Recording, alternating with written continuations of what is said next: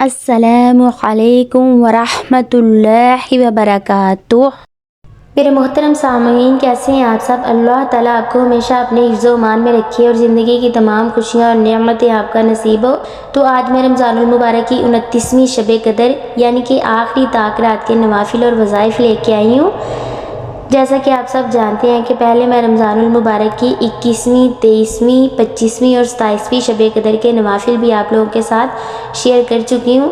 تو انشاءاللہ تعالیٰ بفضل خدا صبح رمضان المبارک کا 29واں روزہ اور آج رمضان المبارک کی 29ویں یعنی کہ لاسٹ طاق رات، آخری طاق رات ہے، تو آخری طاق رات کے نوافل اور وظائف بھی میں آپ کو بتانے لگی ہوں۔ آپ ان نوافل کو اور وظائف کو پڑھیے گا انشاءاللہ تعالیٰ بفضل خدا۔ اللہ تعالیٰ ان نوافل کے صدقے آپ کو دنیا جہان کی نعمتیں اور برکتیں نصیب فرمائیں گے، اور اللہ تعالیٰ ان نوافل کے صدقے آپ کو گناہوں سے بچائیں گے، آپ کی دعاؤں کو قبول کریں گے، آپ کی عبادتوں کو جو آپ نے رمضان المبارک میں کی تھی قبول فرمائیں گے۔ رمضان المبارک کا ببرکت مہینہ ہم سے جدا ہونے والا ہے۔ آج رمضان المبارک کی لاسٹ طاق رات ہے، تو میں رمضان المبارک کی لاسٹ طاق رات کے کچھ خاص وظائف بھی آپ کو بتاؤں گی جو رزق میں آسانی کے لیے، غموں سے نجات کے لیے ہوں گے۔ آپ ان کو کیجیے گا انشاءاللہ تعالیٰ بفضل خدا۔ اللہ تعالیٰ سارا سال آپ کے لیے آسانیاں پیدا فرمائیں گے۔ ان میں سے کچھ نوافل کامل ایمان کے ہیں، یعنی کہ آپ وہ نوافل پڑھیں گے تو اللہ تعالیٰ آپ کو کامل ایمان کی حالت میں اٹھائیں گے، اور نزا جب آپ پہ نزا کا وقت آئے گا تو اللہ تعالیٰ آپ کو کلمہ طیبہ نصیب فرمائیں گے، اور جیسا کہ آپ کو دنیا میں مسلمان رکھا تھا ویسے ہی آپ کو قبر میں بھی مسلمان ہی رکھیں گے۔ پہلے میں آپ کو شب قدر کی فضیلت کے بارے میں چند احادیث بتاؤں گی، پھر میں آپ کو بتاؤں گی کہ نبی پاک صلی اللہ علیہ وآلہ وسلم کا رمضان المبارک کی طاق راتوں میں کیا معمول تھا، پھر میں آپ کو بتاؤں گی کہ ہمارے بزرگان دین رمضان المبارک کی طاق راتوں میں کتنے نوافل ادا کیا کرتے تھے اور ان کی عبادت کا کیا طریقہ کار تھا۔ شب قدر کی فضیلت بخاری شریف کی حدیث میں ہے، جس نے اس رات میں ایمان اور اخلاص کے ساتھ قیام کیا تو اس کے تمام عمر کے گناہ معاف کر دیے جائیں گے۔ حضرت سلمان فارسی رضی اللہ تعالیٰ عنہ سے مروی ہے کہ جناب رسول اللہ صلی اللہ علیہ وآلہ وسلم نے شعبان کے آخری دن ہمیں خطاب فرمایا اور کہا کہ اے لوگو، تم پر ایک عظیم مہینہ سایہ کار رہا ہے، اس میں قدر کی رات ہے جو 1000 مہینے سے بہتر ہے۔ ام المؤمنین حضرت سیداتنا عائشہ صدیقہ رضی اللہ تعالیٰ عنہ روایت فرماتی ہیں، میں نے اپنے سرتاج صاحب معراج صلی اللہ تعالیٰ علیہ وآلہ وسلم کی خدمت بابرکت میں عرض کی، یا رسول اللہ صلی اللہ علیہ وآلہ وسلم، اگر مجھے شب قدر کا علم ہو جائے تو میں کیا پڑھوں؟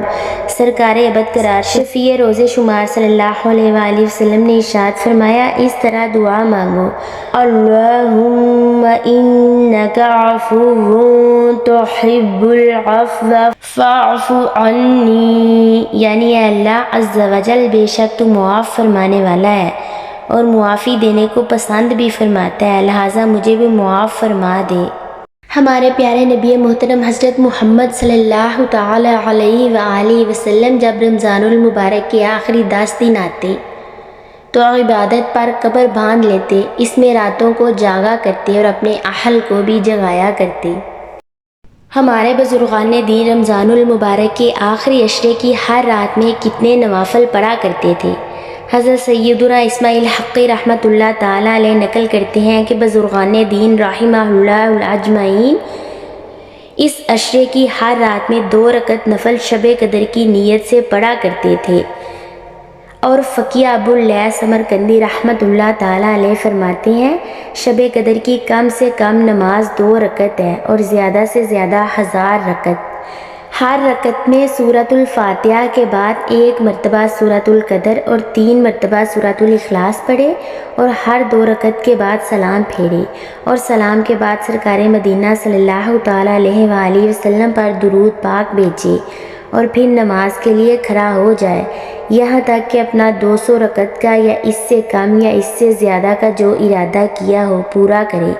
تو ایسا کرنا اس شب قدر کی جلالت قدر جو کہ اللہ عز و جل نے بیان فرمائی اور جو سرکار دو عالم صلی اللہ علیہ وآلہ وسلم نے اس کے قیام کے متعلق ارشاد فرمایا، اس کے لیے اسے کفایت کرے گا۔ اس عبادت کے صدقے اللہ تعالیٰ اس کے تمام پچھلے گناہوں کو معاف فرمائے گا، اللہ تعالیٰ اس کو سچی توبہ کی توفیق عطا فرمائے گا۔ اس کے لیے یہ نوافل جو ہے وہ بخشش کا سامان ہو جائیں گے انشاءاللہ تعالیٰ بفضل خدا۔ اللہ تعالیٰ اس پر ہر طرح کی آسانیاں اور مہربانیاں فرمائے گا، دنیا و آخرت کی تمام دین و دنیا کی بھلائیاں اسے نصیب فرمائے گا۔ تو آئیے رمضان المبارک کی 29ویں شب قدر کے نوافل اور وظائف شروع کرتے ہیں۔ رمضان المبارک کی 29ویں شب قدر یعنی کہ لاسٹ طاق رات کے نوافل، سب سے پہلے آپ نے 29ویں شب قدر کو 4 رکعت نفل نماز 2 سلام کے ساتھ پڑھنی ہے، یعنی کہ 2 رکعت نفل نماز پڑھ کے آپ نے سلام پھیرنا ہے، پھر اس کے بعد 2 رکعت نفل نماز پڑھنی ہے، اور اس 4 رکعت نفل نماز میں ہر رکعت میں آپ نے سورۃ الفاتحہ کے بعد سورۃ القدر 1 بار اور سورۃ الاخلاص 3 بار پڑھنی ہے۔ تو آئیے تجوید کے ساتھ صحیح زیر زبر کے ساتھ صحیح تلفظ کے ساتھ سورۃ الفاتحہ، سورۃ القدر اور سورۃ الاخلاص سیکھتے ہیں تاکہ ہمیں ثواب کی بجائے الٹا گناہ نہ ہو۔ بسم اللہ الرحمن الرحیم، الحمدللہ رب العالمین، الرحمن الرحیم، مالک یوم الدین، ایاک نعبد و ایاک نستعین، اہدنا الصراط المستقیم، صراط الذین انعمت علیہم غیر المغضوب علیہم ولا الضالین۔ اعوذ باللہ من الشیطان الرجیم، بسم اللہ الرحمن الرحیم، انا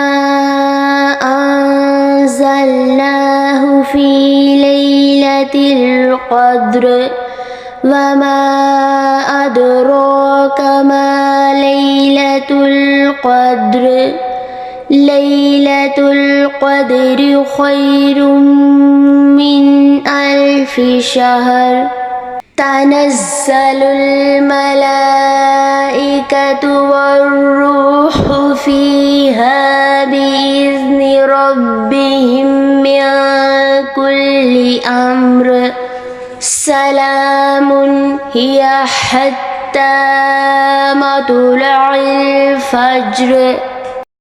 بسم اللہ الرحمن الرحیم، قل هو اللہ احد اللہ الصمد لم یلد ولم یولد ولم یکن لہ کفوا احد۔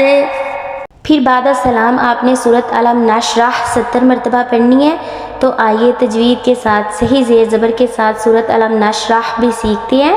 بسم اللہ الرحمن الرحیم، علم نشرح لک صدرک ووضعنا عنک وزرک الذی انقض ظہرک ورفعنا لک ذکرک فإن مع العسر یسرا، إن مع العسر یسرا، فإذا فرغت فانصب وإلى ربك فارغب۔ یہ نماز کامل ایمان کے لیے بہت ضروری ہے۔ انشاءاللہ تعالیٰ اس نماز کے پڑھنے والے کو اللہ پاک کامل ایمان کے ساتھ اٹھائے گا، یعنی کہ جب آپ اس دنیا سے جائیں گے تو اللہ تعالیٰ آپ کو نزع کی حالت میں کلمہ طیبہ پڑھنا نصیب فرمائیں گے۔ جیسا آپ کو دنیا میں مسلمان پیدا کیا تھا، مسلمان رکھا تھا، ویسے ہی قیامت کے دن اللہ تعالیٰ آپ کو مسلمان ہی اٹھائیں گے، اور انشاءاللہ تعالیٰ قبر میں بھی اللہ تعالیٰ آپ کو مسلمان رکھیں گے اور آپ کا ایمان سلامت رہے گا۔ تو آپ کامل ایمان کے لیے یہ نوافل ضرور ادا کیجیے گا۔ پھر آپ نے 4 رکعت نماز 2 سلام سے پڑھنی ہے، یعنی کہ پھر 2 رکعت نماز نفل پڑھنے کے بعد آپ نے سلام پھیرنا ہے، پھر 2 رکعت نفل نماز پڑھنے کے بعد آپ نے سلام پھیرنا ہے۔ 2 رکعت نفل نماز آپ نے علیحدہ علیحدہ پڑھنی ہے۔ ہر رکعت میں سورۃ الفاتحہ کے بعد آپ نے سورۃ القدر 1 بار اور سورۃ الاخلاص 5 بار پڑھنی ہے۔ بعد سلام آپ نے کوئی سا بھی درود شریف 1 تسبیح کرنی ہے، یعنی کہ 100 مرتبہ آپ نے کوئی سا بھی درود شریف پڑھنا ہے۔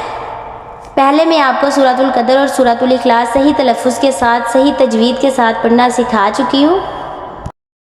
انشاءاللہ تعالیٰ بفضل خدا اس نماز کے پڑھنے والے کو دربار خداوندی سے بخشش و مغفرت عطا کی جائے گی، یعنی کہ اسے مغفرت کی سند اللہ تعالیٰ کی طرف سے مل جائے گی۔ نوافل ادا کرنے کے بعد آپ نے 29ویں شب قدر 29ویں طاق رات کا خاص وظیفہ کرنا ہے۔ یہ وظیفہ بہت ہی آسان ہے۔ نماز عشاء کے بعد آپ نے 7 بار سورۃ القدر پڑھنی ہے۔ سورۃ القدر میں آپ کو پڑھنی پیچھے سکھا چکی ہوں، اس کو آپ صحیح تلفظ کے ساتھ ادا کیجئے گا۔ انشاءاللہ تعالیٰ سورۃ القدر آپ 7 بار پڑھیں گے تو اللہ تعالیٰ آپ کو آنے والے ہر دکھ سے نجات عطا فرمائیں گے۔ 1000 فرشتے آپ کے لیے دعائے مغفرت کریں گے۔ پھر آپ نے خاص وظیفہ واسطے 29ویں شب قدر، پہلے آپ نے ایک وظیفہ سورۃ القدر کا کیا ہے، اب آپ نے 29ویں شب قدر کو 7 مرتبہ سورۃ الواقعہ پڑھنی ہے۔ سورۃ الواقعہ ترقی رزق کے لیے بہت افضل ہے۔ آپ انشاءاللہ تعالیٰ بفضل خدا 29ویں طاق رات کو سورۃ الواقعہ خاص طور پر رزق میں فراخی کے لیے پڑھیں گے تو اللہ تعالیٰ آپ کو سارا سال رزق کی تنگی سے نجات عطا فرمائیں گے، آپ کے رزق میں فراخیاں نصیب فرمائیں گے، حاسدوں کی حسد سے اور لگی بندشوں سے آپ کو نجات عطا فرمائیں گے۔ اس کے ساتھ ہی ہمارے 29ویں شب قدر کے نوافل 29ویں طاق رات، آخری طاق رات کے نوافل جو ہے وہ اختتام کو پہنچتے ہیں، اور وظائف بھی آپ یہ نوافل اور وظائف کیجئے گا۔ اللہ تعالیٰ آپ کو ان وظائف اور نوافل کے پڑھنے کے صدقے بے شمار انعامات عطا فرمائیں گے۔ اجازت دیجیے، خود بھی پڑھیں، دوسروں کے ساتھ بھی شیئر کریں اور اپنی دعاؤں میں یاد رکھیں۔ السلام علیکم ورحمۃ اللہ۔